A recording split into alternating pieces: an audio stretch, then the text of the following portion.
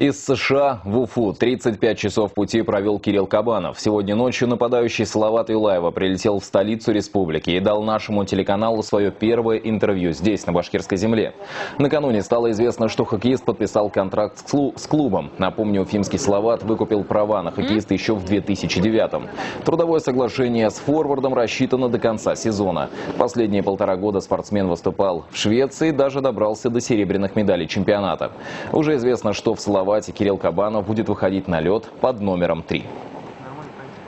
Это пока вся информация. Очень рад, что Игорь Владимирович стал главным тренером. Это сыграло своего рода ключевую роль, в результате чего я подписался с Салаватом. И он был у меня главным преподавателем в РУГУФке в моем университете. Так что я с ним хорошо знаком и еще раз очень рад.